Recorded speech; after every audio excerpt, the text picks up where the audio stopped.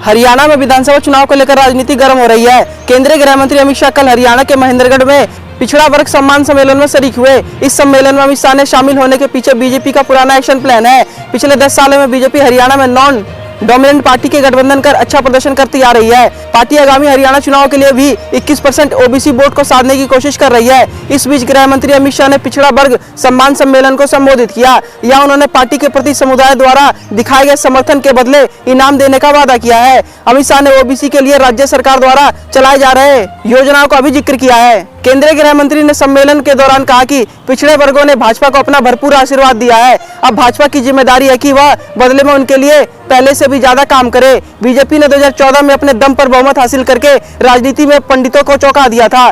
Jat dominance से नाराज OBC के लोगों ने भाजपा का साथ देने का फैसला किया था। हालांकि हाल ही में लोकसभा चुनाव में भाजपा को 10 में से 5 सीटों पर हार का सामना करना पड़ा है। इसकी सबसे बड़ी वजह जाटों में बीजेपी के लिए गुस्सा है। अमित शाह ने सम्मेलन के दौरान मुख्यमंत्री नायब सिंह सैनी, जो खुद ओबीसी हैं, द्वारा समुदाय के लिए किए गए कामों की लिस्ट गिनाई है। इसमें राज्य में ओबीसी के लिए क्रीमी लेयर की सीमा को 10 लाख रुपए से बढ़ाकर 8 लाख रुपए करना शामिल है। शाह ने इसी तरह पंचायतों में आरक्षण पर भी चर्चा की है।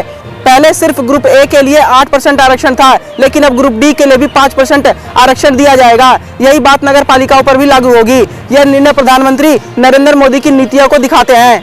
उन्होंने याद दिलाया कि जब मोदी 2014 में पहली बार संसद में आए थे, तब उन्होंने कहा था कि उनकी सरकार दलितों, गरीबों और पिछड़े वर्गों की होगी। यह वादा पिछले 10 वर्षों में पूरा किया गया है। उन्होंने 2014, 2019 और 2024 के लोकसभा चुनावों और इस दौरान हुए विधानसभा चुनाव में भाजपा को चुनने के लिए हरियाणा के लोगों का आभार भी जताया है। सैनी को सीएम बनाए जाने का जिक्र करते हुए शाह ने कहा कि हरियाणा में बीजेपी ने पिछड़े वर्ग के बेटे को मुख्यमंत्री बनाया है। उन्होंने कहा कि बीजेपी ने देश को पिछड़े वर्ग से पहला प्रधानमंत्री दिया है। उन्होंने कहा आज नरेंद्र मोदी जी ने अपनी सरकार के 71 मंत्रियों में से 27 मंत्री पिछड़ा वर्ग से बनाए हैं, जिनमें हरियाणा से 2 मंत्री भी शामिल किए गए हैं। वहीं कांग्रेस पर निशाना साधते हुए उन्होंने कहा कि कांग्रेस ने राज्य को भ्रष्टाचार और जातिवाद के अलावा कुछ नहीं दिया है। इस खबर पर क्या है आपकी राय, हमारे कमेंट बॉक्स में जरूर लिखिएगा। और देश दुनिया की तमाम खबरों को सबसे पहले जानने के लिए हमारे यूट्यूब चैनल सिटीजन तक को सब्सक्राइब करें और बेल आइकन बटन को प्रेस करना बिल्कुल ना भूलें। धन्यवाद।